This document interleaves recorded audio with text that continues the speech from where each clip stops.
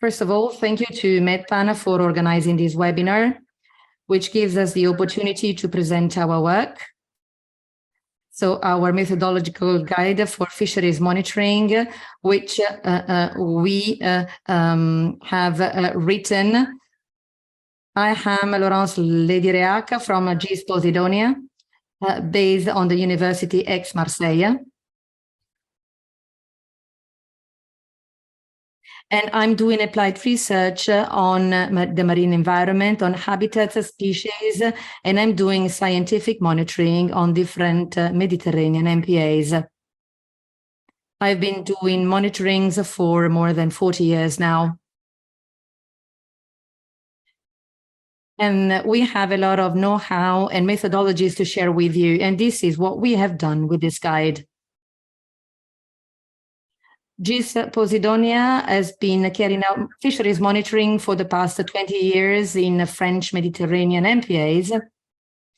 And we have participated in monitorings in the framework of national and international projects, which have enabled us to make a lot of progress in terms of methodologies. And we have developed scientific monitoring, and we have improved our sampling methodologies. So I'm speaking, when talking about fisheries, about coastal small-scale fisheries and recreational fisheries. So in this guide, we have been sharing our experience in order to help MPA managers in collecting data. So why acquire fisheries knowledge in MPAs? Well, actually, because at present, we have quite a critical context in terms of fishing resources, and especially for commercial species for which there is a high fishing effort. There has been a tremendous development of recreational fisheries in the Mediterranean for the past 10 or 20 years. Recreational fishers are especially present on the coast. And also another problem is a lack of data on fisheries. And there's a lack of recommendations made by international organizations such as FAO and DGFCM. So as fisheries resources are decreasing, we need to collect data, and especially data on small-scale fisheries and recreational fishing, which we don't know very well, although at present, recreational fishing is everywhere on the Mediterranean coasts. So why targeting MPAs and MPA managers in this guide? Well, because we have realized that even if fisheries data are mostly collected by states and nations in the different countries, MPA managers need to collect this data at a different scale, which is closer to management, which can better cater for their needs and for their problems. And national data are not always suitable for to be applied at a local level. So protocols and tools have already been developed everywhere in the Mediterranean. We know that. So this is not a revolutionary guide. There is also different guides. A lot of work has been done on this topic. But we realize that through our participation in different national and international projects, we have realized the importance of collecting data on fish resources, even to protect small-scale fisheries at a Mediterranean level. Pierre has already recalled the objectives of MedPAN. Also, this guide is intended to motivate managers to acquire fisheries data, showing them what type of data can be attractive and how. This work that you can see in the guide can be a tool for training management teams and to improve knowledge on fishing and the quality of fisheries monitoring, and also to collect more information on fisheries and the qualitative and quantitative fishing efforts in your MPA, and the type of monitoring that can be implemented in order to better know small-scale fisheries and recreational fisheries in and around the MPAs. So the objective of the guide is to propose a selection of standardized protocols that can be comparable among the different MPAs, so that they can control the variables and they can make a comparison between the different MPAs, so that in the long run, MPAs will be better able to exchange their experiences and to make comparisons of data, if relevant, thus increasing our knowledge on fisheries throughout the Mediterranean, and at least in the coastal area. We are not talking about industrial fishing or offshore fishing here. So where do this knowledge come from? Well, this guide basically is a summary of different books, scientific papers, and other guides that have been developed, especially in France, and reports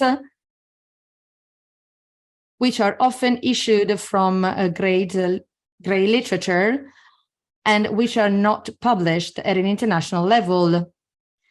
And also knowledge comes from deliverables of different projects implemented in France or in the northwest of the Mediterranean that could be really very interesting to other Mediterranean sites.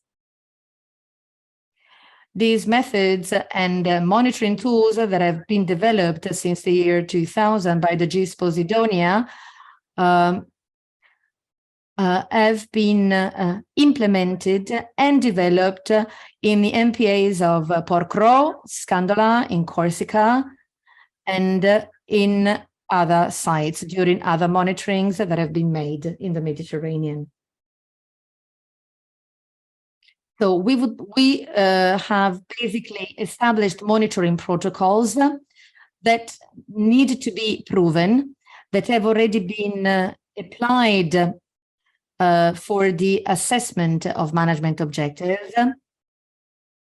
We also have collected monitoring protocols that are really operational and that can be used by managers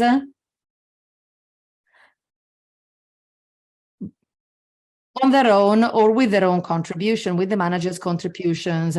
So there are different levels of difficulty within the guide in the protocols, and each manager needs to select the best monitoring protocol for the specific case.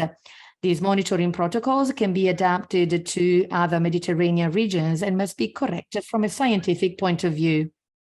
So our objective mainly is to invite managers to pay particular attention to fisheries in all its forms. So just avoid collecting data, but use all possible tools, not just scientific data, but also make observations, take photos, videos, use films and testimonies and opinion inquiries. So everything should be used. You can make surveys among fishers or among stakeholders, giving you additional information on fisheries. So this guide is not a treaty, nor an encyclopedia on fishing, and it is not a guide providing a statistical overview on data processing on fisheries. It is not a guide on data analysis, nor a management decision-making tool.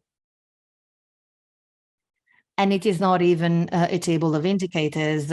Rather, the guide can be useful in order to have a better understanding of your fisheries in the MPAs and to protect the fish stocks.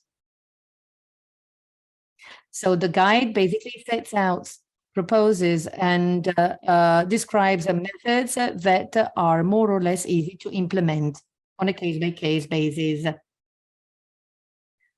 The data derived from the different protocols are described,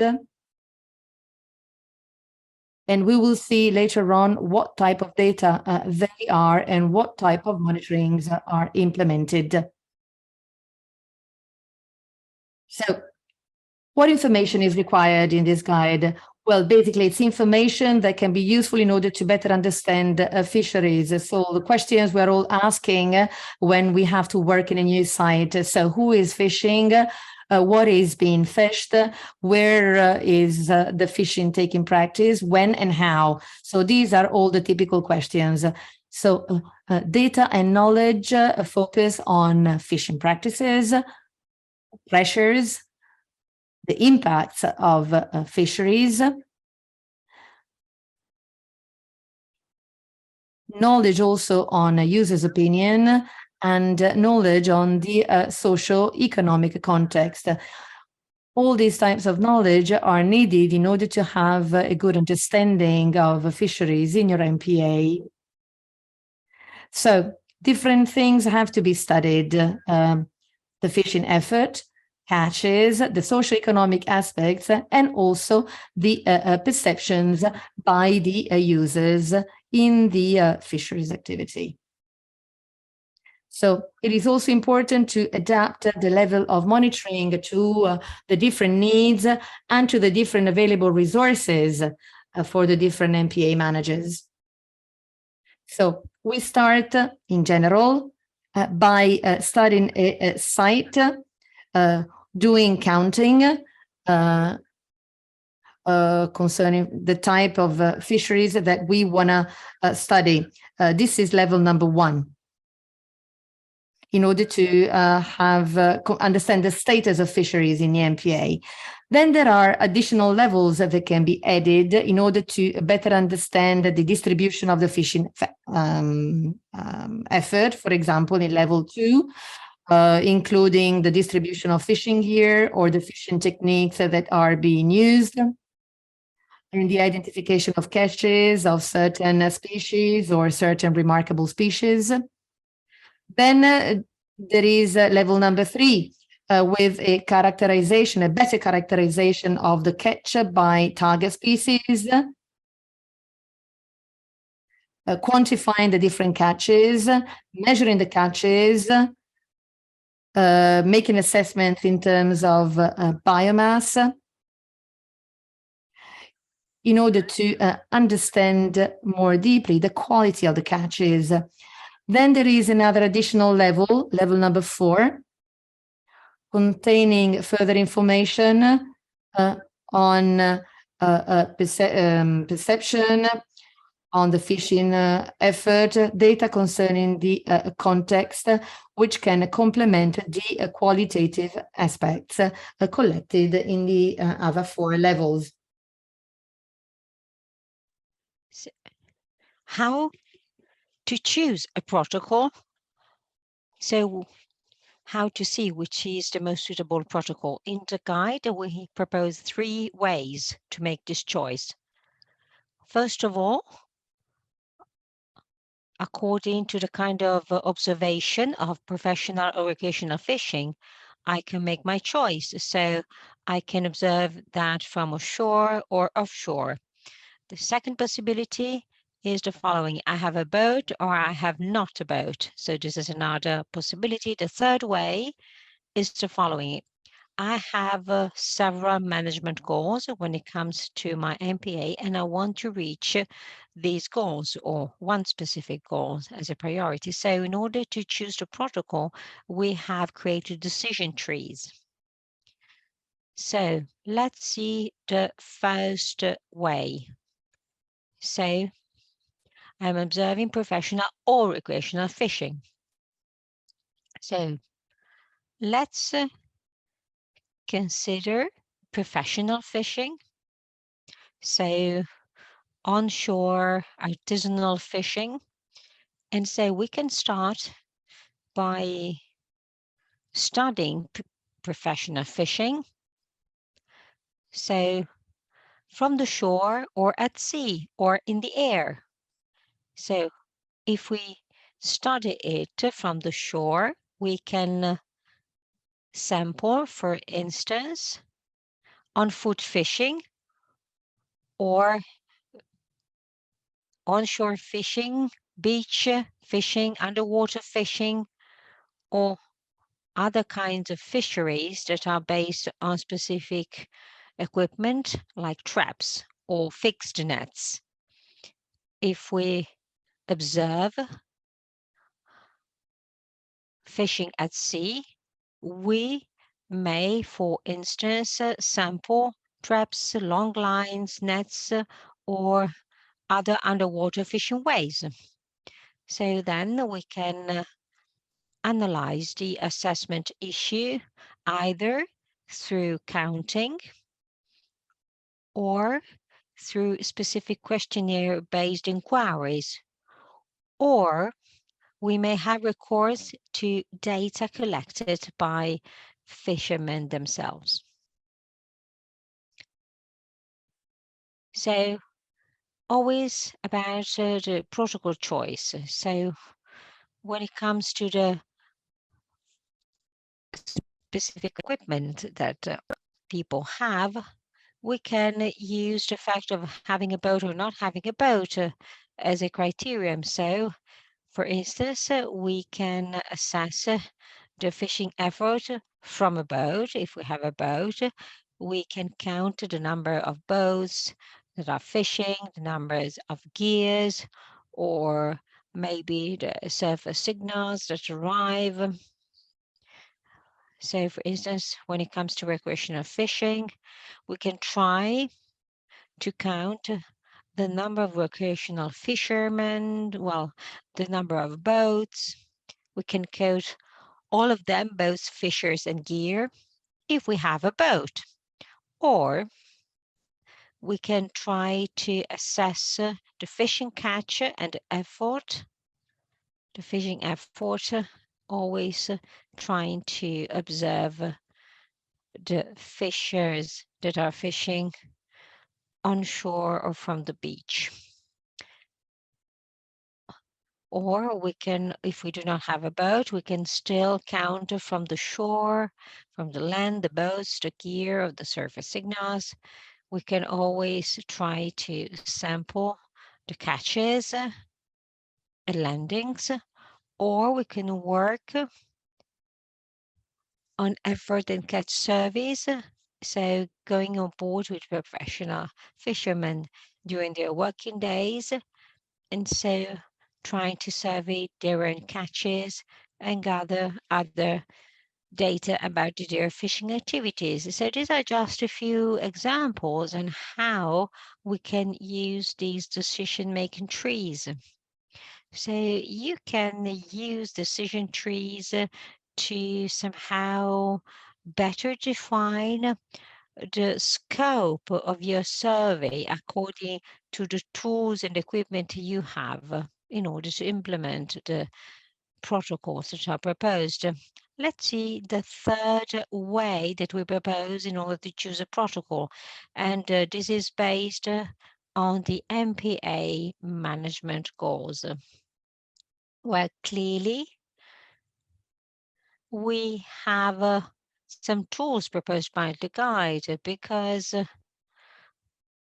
goals can vary a lot, but still some of them can overlap.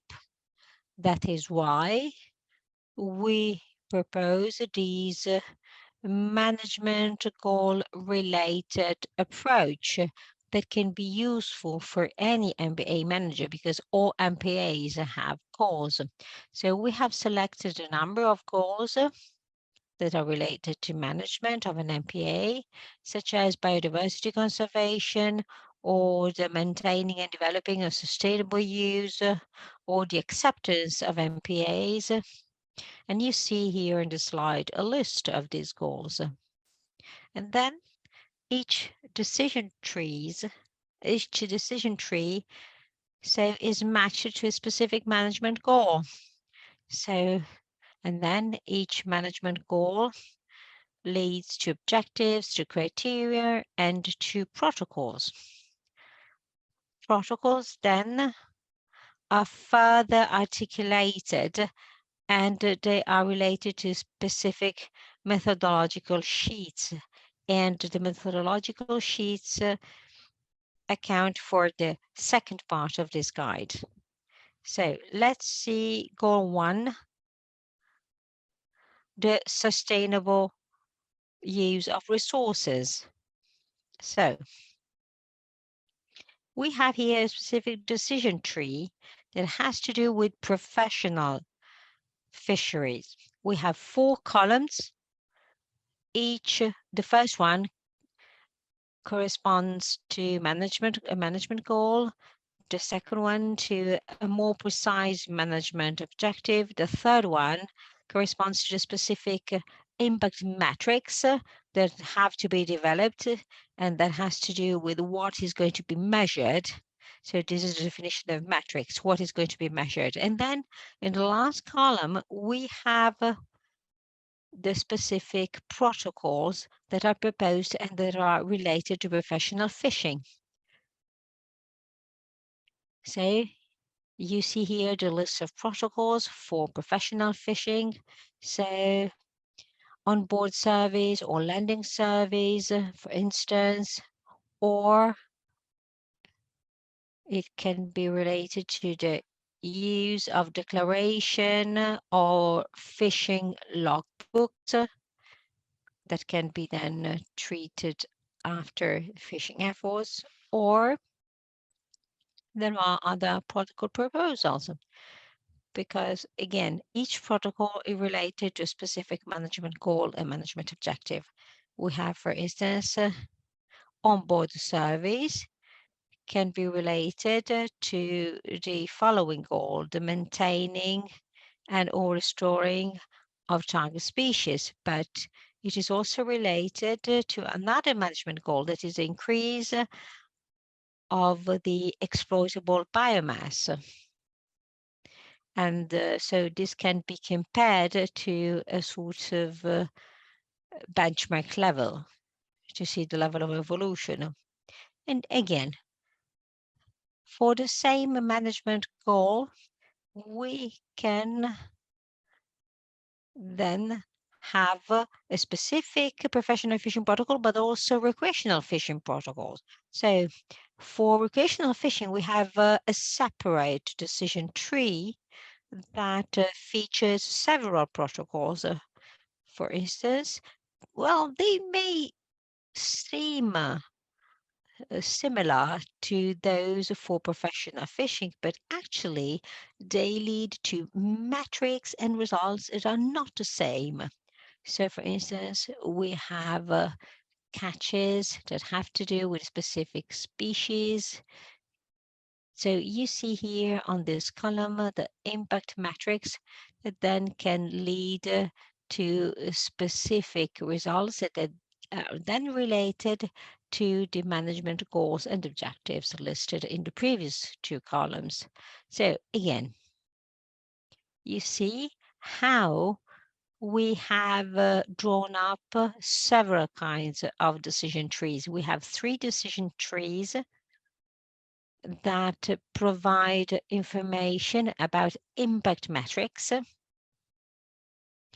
So the first 2 ones I've just illustrated, for instance, but then we have 4 decision trees that have to do with pressure metrics, and then another 2 that lead to what we call the fishing activities metrics, and that can be related to other management goals, such as the sustainable use of resources. and the maintenance of such a sustainable use. When it comes to other management goals that have to do, for instance, to the setting up a specific sustainable strategies, so then we have metrics that are related to the fishermen's opinions. It is important then to question them about how they're going to manage fishing in relation to the presence of the MPA. So specific questions need to be drafted for that.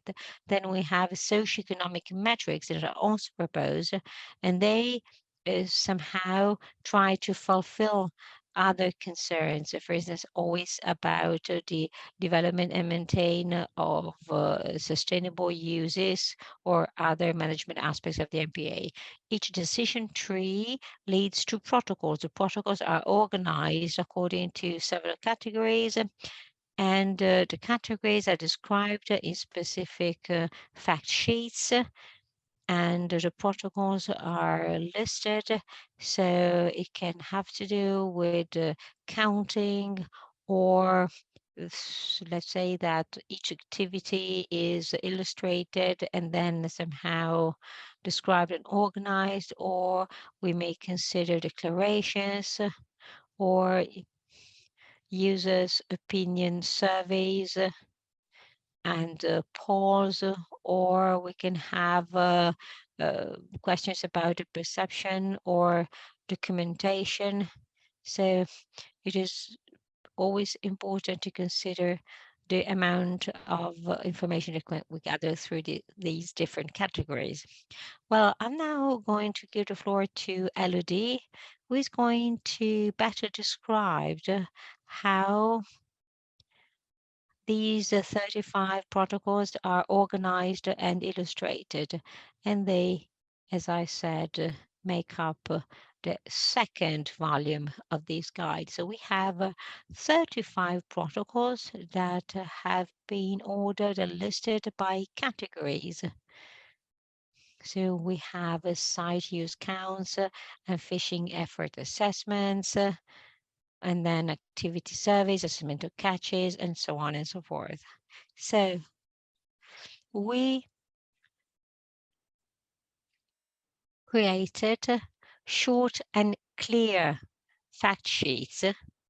So on average, each protocol is 2 pages. And the idea was to provide something very streamlined and functional. So I'm going to show you some examples, and especially I will illustrate a layout. Here on top, you have a pictogram reminding you of the protocol category to have immediately a clear understanding on what it is about. And then on the top right side, we have the level of difficulty of implementation of the proposed protocol on a scale from 1 to 3. 1 means a pretty easy protocol to be put into practice, and 3 means a protocol that is slightly more difficult to be implemented. Here you have the name of the protocol with a clear and short title.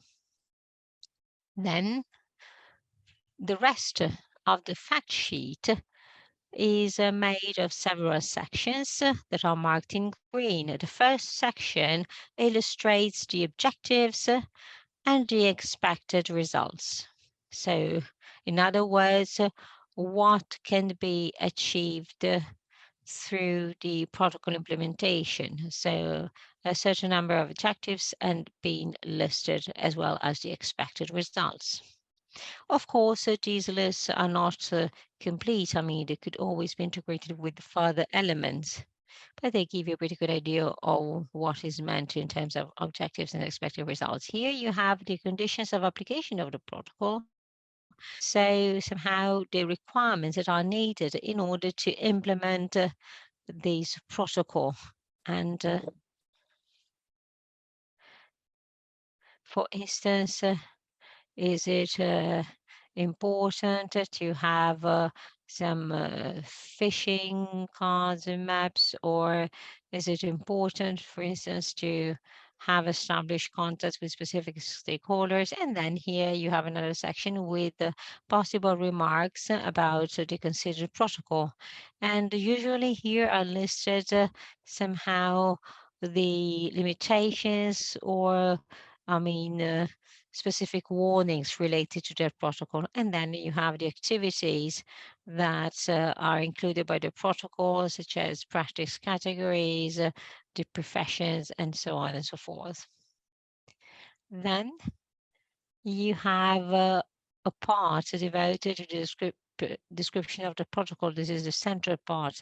So for each protocol, you have a detailed illustration of each step for the implementation of the methodology in chronological order in order to guarantee the smooth application. Well, maybe sometimes you come across steps that may be seen as basic or self-evident, but we try to be as clear as possible in order to somehow respond to anybody's needs. So the basic idea is that maybe some beginners that start in the fishing sector do not have all the information that more experienced people have when it comes to fishing. That's why we've also added information that may sound banal or self-evident for more experienced people. This is the continuation of the protocol description on the back of the fact sheet. And you also some implementation tips. And here are featured remarks that may allow you to emphasize specific characteristics or to avoid possible mistakes. So this part is very, very important. And it is very important, especially for the implementation phase of the protocol. Here on this side, we recap the specific sampling criteria, for instance, the time units that are being used for this protocol. And then below you have a list of the experience-related feedback with a list of the MPAs that have already implemented the considered protocol. And again, these can be useful because then you can maybe somehow get in touch with these MPAs in order to have further information about the ways they implemented that protocol. So to get maybe some extra advice. Here you have a list of the difficulties, advantages and disadvantages, pros and cons of the implementation of the considered protocol. And so this is very interesting because it also provides information about the analysis and interpretation of the data collected. And then the list of the required equipment and material to carry out the protocol. And then you have a cost estimate for the protocol implementation. So it is important just to have an idea of how much expensive it is. So you can also have zero, for instance, if it is something that you can carry out with somehow in-house resources. So then when you have 3 times the symbol of the euro, it means that implementation is more expensive. Then you have another section, administrative procedures and legal positions. And again, you have a list of procedures and provisions that need to be found out beforehand in order to be aware of the laws that are somehow applied to this sector. And then you have the example of the obtained results or the obtained metrics to see exactly what you get out of that implementation protocol. And then on the last page, for instance, here you have a list of bibliographic references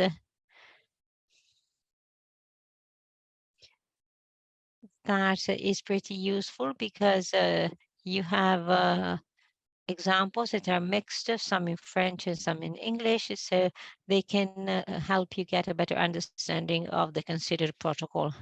And then we really wanted to make these fact sheets as useful as possible. So we have added at the end some turnkey tools like surveys, protocol sheets, or other materials and results coming from the experience of the GIS Posidonia, so that you can have plenty of references to have additional tools at your disposal. Right. Well, we made some mistakes during the creation of this guide. So we tried to learn some lessons. And so we made mistakes, but those mistakes were useful in order to make this guide and these protocols even more effective. And we're happy to share these experience with you so that you will carry out these processes more smoothly. So the idea was to have protocols that are effective, that effectively measure the expected data, and that to provide enough information to improve the management performances. And on top of that, it is important to assess the impact, the pressure, the practices, the opinions. So we have 5 main categories that should let you progress and better organize the collected information about different species. And certainly some of you are more experienced, and certainly some of you have already started gathering this information, but maybe others are not so experienced, so they are about to start. So the main goal of this guide is to encourage people gather data. We know that in many cases, data collection has not been even started because, for instance, in French MPAs, we saw that required a very deep knowledge of the specific concerned habitats, and so usually there are clear goals that are set, and now impacts and pressures are started to be assessed and observed and analyzed.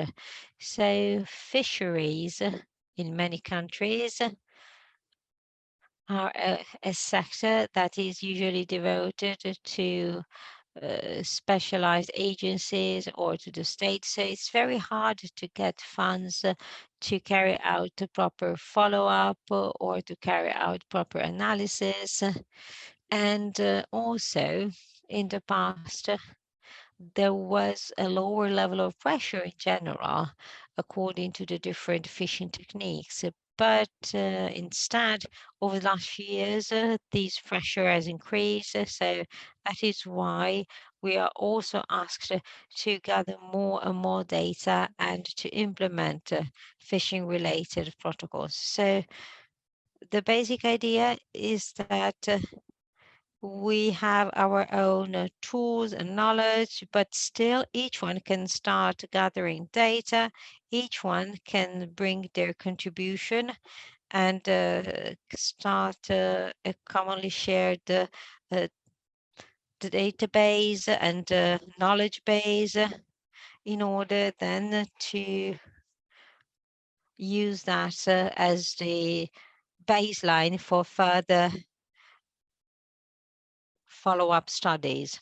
And I'd like to finish with some recommendations. Sampling data and protocol implementation are always the result of a compromise. So it is important to start by asking the good questions.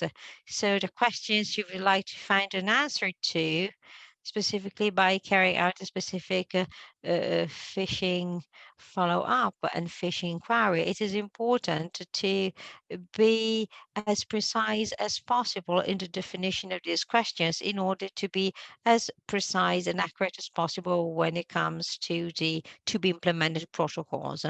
And then sampling theory and statistical analysis are really paramount and crucial in order to make progress when it comes to the data analysis. And scientific samples are also very important. And so it is very important to have scientific partners validating the protocol in order to make sure that the protocols go in the right direction and also to avoid wasting time collecting data that are not useful. So it is important always to make the connection with experienced scientists. So